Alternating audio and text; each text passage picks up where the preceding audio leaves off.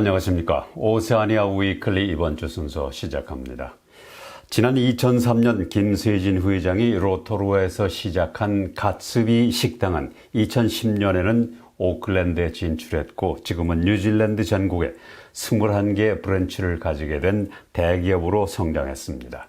한국 고유의 맛을 바탕으로 해서 뉴질랜드 현지인과 누구나 좋아하는 메뉴를 개발해서 큰 인기를 누리고 있는 가츠비 식당. 코로나를 어떻게 극복했는지를 들어봅니다. 가츠비가 생기기 이전에 뉴질랜드에서는 돈부리라는 상품이 거의 잘 없었어요. 이제 그래서 저희 김세진 회장님께서 한국의 약간 비빔밥이나 덮밥을 이라는 아이템을 가지고 이렇게 아이디어를 얻어가지고 이제 돈부리를 이제 제 시중에 내놨는데 반응이 너무 좋았던 거죠. 이제 처음에는 스시랑 돈부리 같이 많이 했었는데 워낙 돈부리가 폭발적인 인기랑 대중적인 사랑을 많다 보니까 가츠비는 좀 더 이제 돈부리의 비즈니스에 특화되고 더 맛있는 메뉴들을 많이 개발해서 이제 돈부리에 어찌 보면 가츠비가 돈부리의 시초가 된 거죠, 뉴질랜드에서. 그러니까 한국식 어떤 치킨을 베이스로는 하고 있지만 실제로는 저희가 지금 출시되거나 하고 있는 제품들은 약간 로컬화를 많이 시켜서 지금 나가고 있습니다. 그래서 한국 치킨 메뉴들이랑 치킨 맛은 살짝 다르긴 하거든요. 뉴질랜드가 몇 번의 락다운을 해서 특히 오클랜드의 경우는 저희도 많이 어렵고 힘들었죠. 이걸 이제 극복하기 위해서 온 직원들이 똘똘 뭉쳐서 한마음 한뜻으로 같이 극복해줬고 일단 매출 면에서는 아무래도 가츠비뿐만 아니라 다들 어려움을 많이 겪었겠지만 이제 저희가 올해 들어서는 많이 그래도 그 부분을 회복하고 있고 근데 2022년의 경우는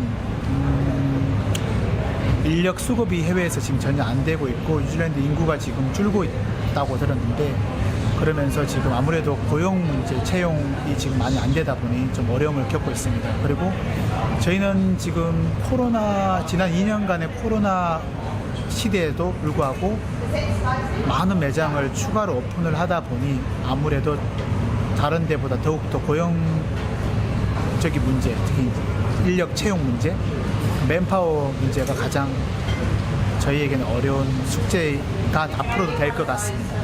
현재 저희가 지금 오픈한 기준으로서는 19개고요. 직영점이 13개고 프랜차이즈가 6개인데 저희가 2개의 프랜차이즈 브랜치가 하나는 다가오는 11월에 오픈을 하고 오클랜드 실버데일에 오픈을 하고 또 다른 프랜차이즈는 내년 2월에 크라이스처치 지점에 한 개 더 오픈을 하게 돼서 두 브랜치를 포함하면 총 21개 브랜치고 직영점 13군데, 프랜차이즈가 총 8군데가 됩니다. 주 오클랜드 분관은 10월 6일부터 8일까지 아카데미 시네마에서 제11회 한국영화제를 개최합니다. 코로나로 인해 3년 만에 열리는 이번 영화제에서는 최근 주요 국제영화제를 휩쓸었던 3개 작품을 비롯해 다양한 장르에 걸쳐 모두 6개 한국 영화를 상영할 예정입니다. 특히 2022년 칸 영화제 감독상에 빛나는 박찬욱 감독의 헤어질 결심은 10월 말 뉴질랜드의 개봉에 앞서 이번 영화제에서 선보이게 됩니다. 영화 헤어질 결심은 시나리오의 독창성과 박찬욱 감독 특유의 세련된 영상미와 정교한 연출로 관객들의 뜨거운 반응을 얻은 바 있습니다. 이번 영화제는 아카데미 시네마에서 무료로 예매할 수 있고 온라인 예매가 가능합니다. 타우포의 화산 경보 수준이 1단계로 높아졌습니다. 지진 관측기관인 지오넷이 경보를 1단계로 격상한 것은 이번이 처음이지만 타우포에서 화산 활동이 시작된 것은 여러 번 있었습니다. 타우포는 지난 150년 동안 17번의 폭발 징후가 나타난 바 있습니다. 타우포 화산은 지난 1800년 동안 폭발하지 않았고 마지막 분화는 서기 232년 전후 10년으로 알려져 있습니다. GNS 사이언스는 화산 경보 1단계는 가벼운 불안한 상태를 뜻하는데 화산 경보 시스템에서 가장 낮은 단계의 경보라고 밝혔습니다. GeoNet은 9월 10일에 발생한 규모 4.2의 지진을 포함해 5월 초부터 타우포 호수 아래에서 거의 700건에 달하는 소규모 지진이 발생했다고 밝혔습니다.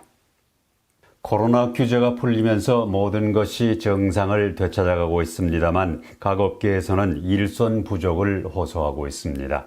노동력 부족 상황은 어떤지, 그 이유는 무엇인지 들어봅니다. 지난주에 이어서 챗필드 & 컴퍼니의 서준열 후위기사입니다. 다들 예상을 하는 거는 이 국경이 개방이 되더라도 10월, 5월, 11월부터 관광객이 오더라도 예년에 비해서 턱없이 적을 거라고 생각을 합니다. 그래서 실질적으로 완전히 예전과 같이 회복이 되려고 그러면은 한 1년 정도가 더 걸릴 거라고 예상을 해요. 그래서 여행업에 계신 분들이 코로나 전으로 뉴질랜드 관광업이 활성화되는 거는 실질적으로 올해 10월 성수기가 아니라 내년 10월을 생각을 하시는 분들이 많이 있습니다. 그래서 그렇기 때문에 그분들이 기존에 그 종사했던 분들이나 또 사람을 미리 구할 수도 없는 그런 처지가 되시는 거예요. 그러다 보니까 악순환이 반복이 되는 거죠.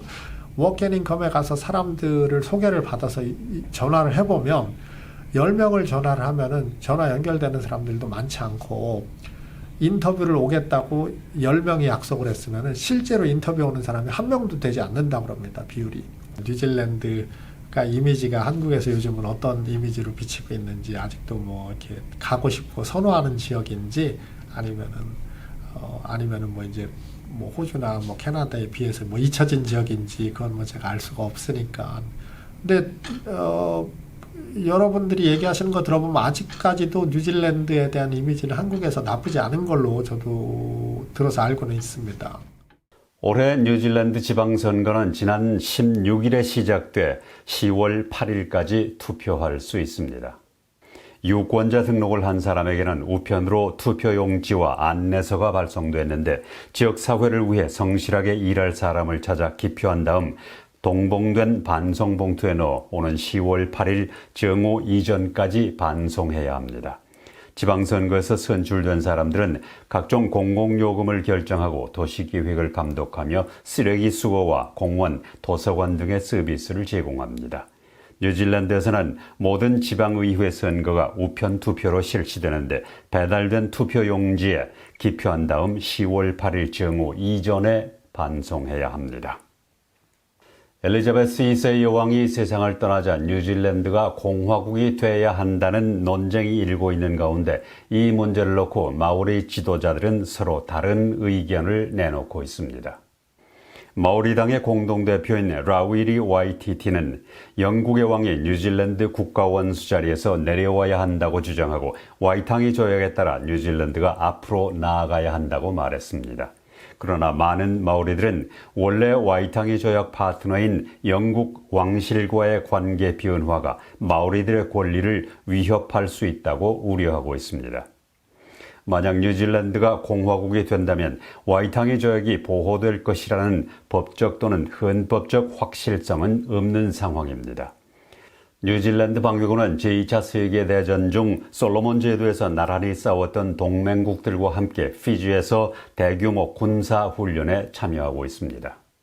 뉴질랜드 방위군은 엑서사이즈 카트휠이라고 하는 이 군사훈련은 피지, 호주, 뉴질랜드 그리고 영국군이 협력해 군사행동을 비롯해 위기에 대비할 수 있는 플랫폼을 제공한다고 말했습니다. 뉴질랜드 군 지휘관은 훈련을 통해 친숙함과 신뢰관계를 갖는 것이 이러한 군사훈련의 기본 목적이라고 말했습니다. 태평양 지역은 기후변화가 큰 이슈가 되고 있지만 중국의 영향력이 커지고 있는 것도 우려를 불러일으키고 있습니다.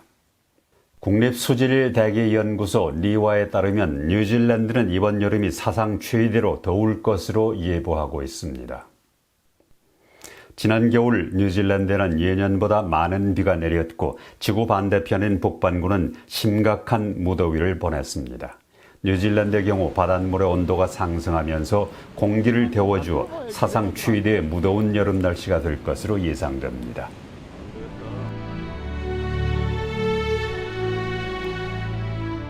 오세아니아 위클리 이번 주 순서를 마칩니다. 감사합니다.